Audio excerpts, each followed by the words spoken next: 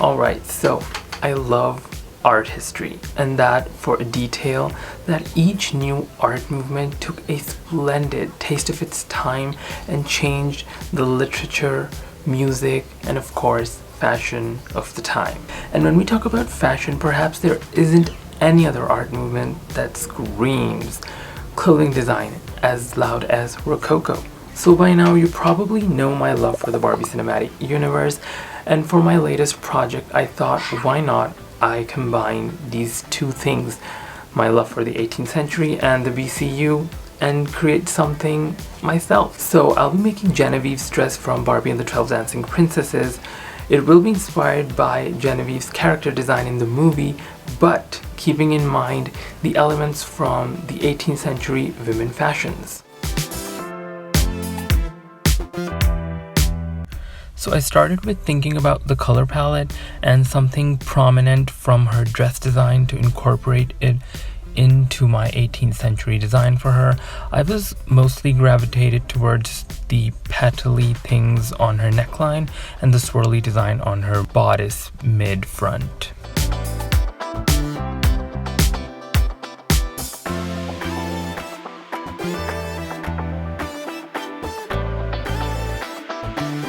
The Rococo silhouette is very recognizable. The basic elements are the panniers on the sides, which give the skirt its iconic shape, and the frilly designs going up and down on the bodice and skirt.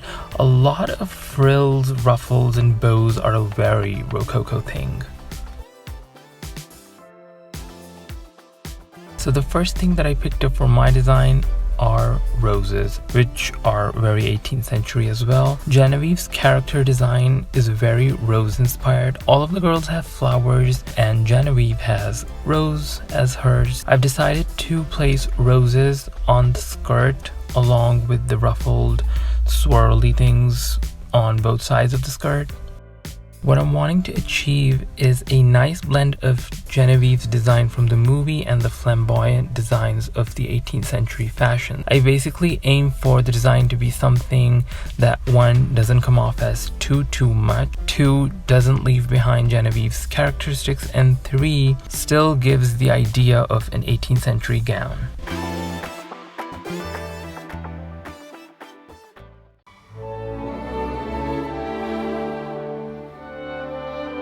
First comes the part for the structure of the dress, where panniers come in. I didn't make two panniers for the doll because it's a doll. I made just one piece that was elongated on both sides, so to give the shape of the panniers. But looking back now, I feel like I should have made panniers, but it was a nice experiment and it worked out well. I'm making two ovals, one smaller, one bigger, and I'll attach these with this thin rope thing that I have. I've made loops on the top part so that I can put ribbon through it and tie it onto her waist. I'll attach a petticoat mesh. I'll hand sew it onto the wire structure.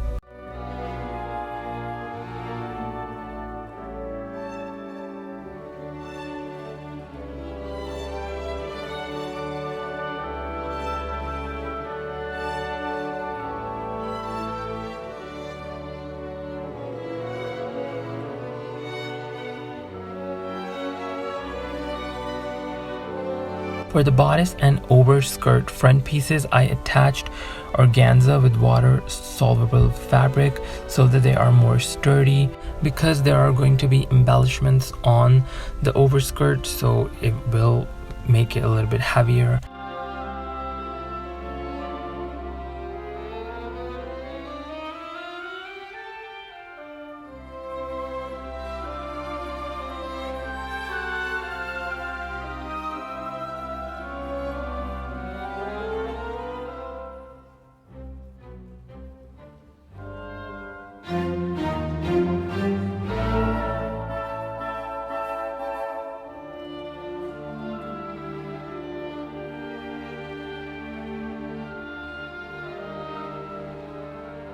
All the pattern pieces are prepared, so I'm starting with sewing the petticoat skirt first.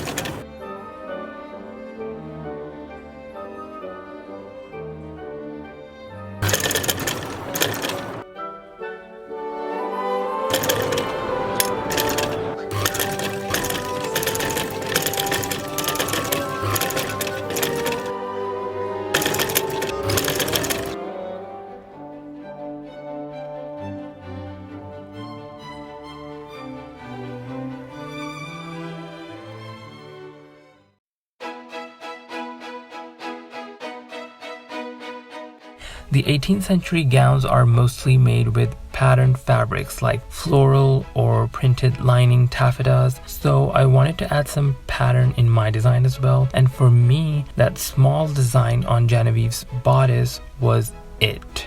I'm going to be hand embroidering the same design onto my bodice design, but in a zoomed in view so that it'll be covering the front section of the bodice, which is usually the stomacher of an 18th century gown. Stomachers are always more decorated anyway. I sketched my design on a tiny piece of tracing paper, transferred it by poking holes and using a 0.05 pen. I'm using silk threads that have multiple fibers, and I'm using a thick gold thread for the rose so that it's more raised from the surface.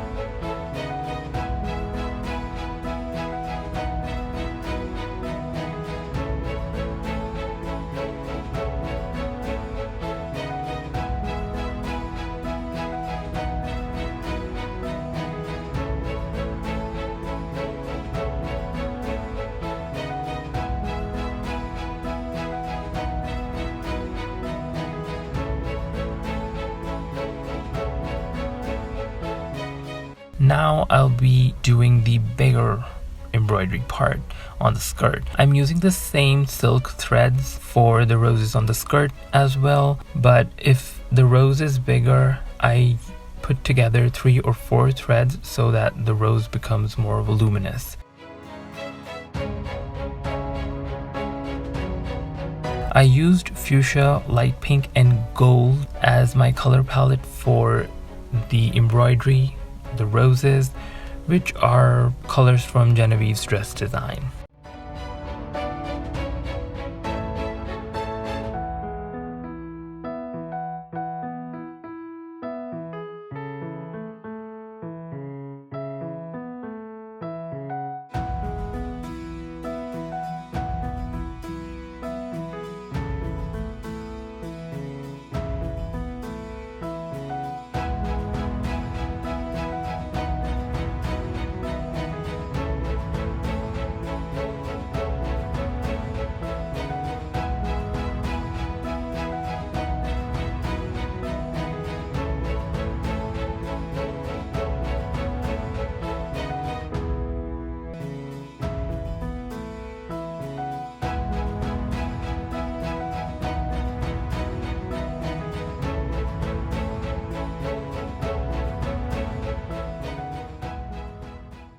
I completed one side and then made a template, and after that I made an identical second panel.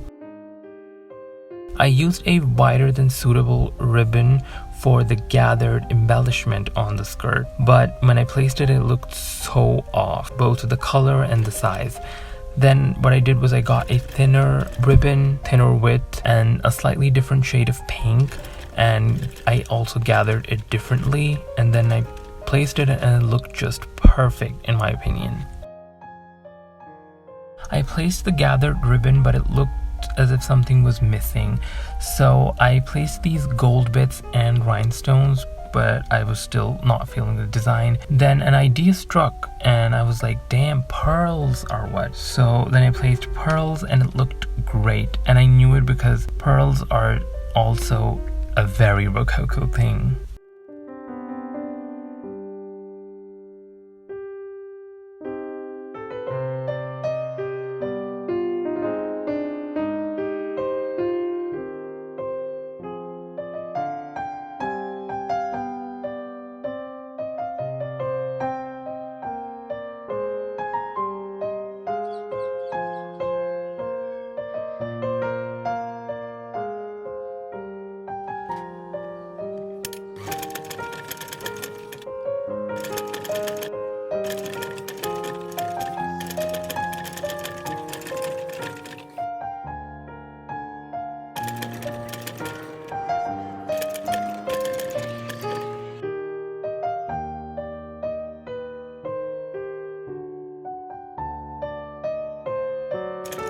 The sleeves were kind of difficult because the flounces had to be lined and lace had to be added, so there were like 3 layers, but thankfully it worked out.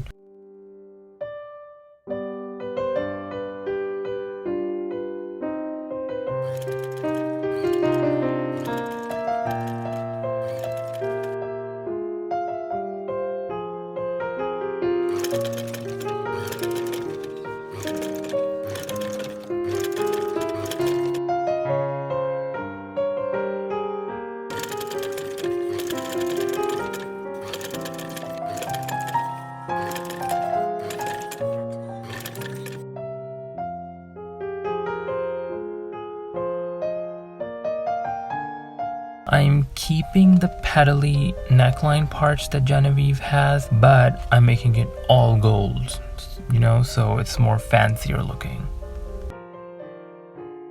The pleats on these gowns are on the sides because, you know, they're like bigger on the sides. They go inwards to open down like a flower. It's not as prominent on doll scale, but I still went with the method because I have the wire structure underneath.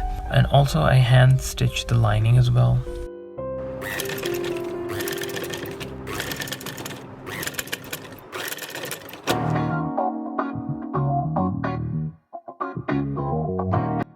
I wanted to make a fan for her, which is also very movie referenced.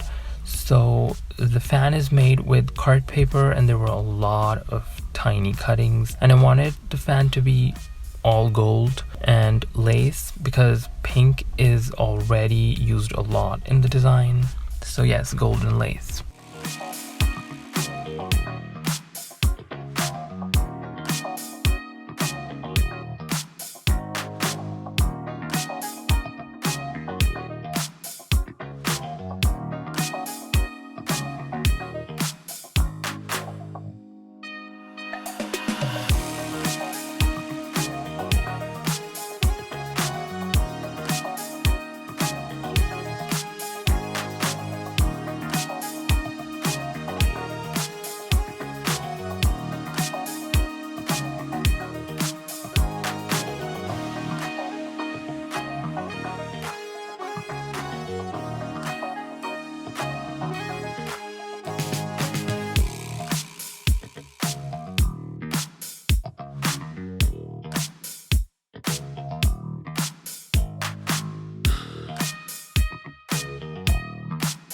Oh, the shoes. This is the first time ever that I tried making shoes for a doll.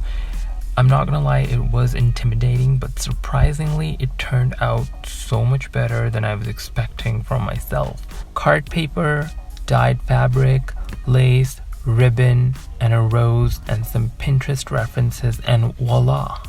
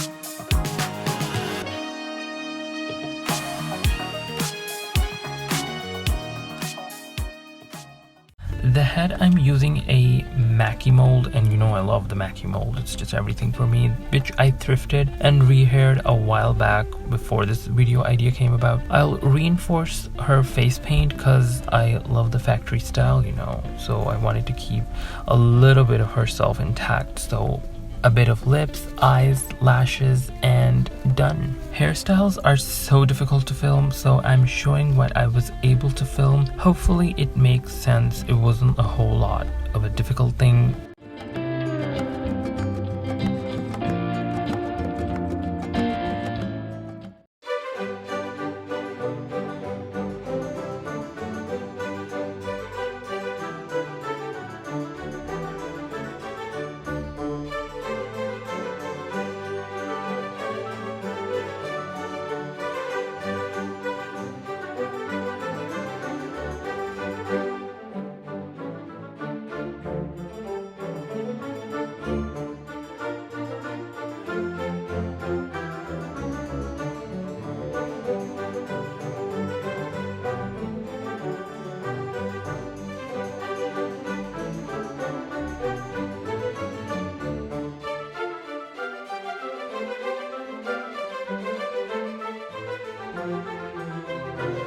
This project took longer than anticipated, and I was kind of mad about it, but then I wasn't mad about it because it was like I want to make it as best as I can.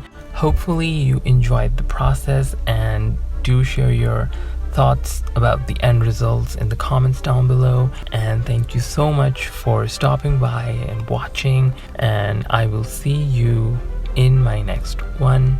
Peace.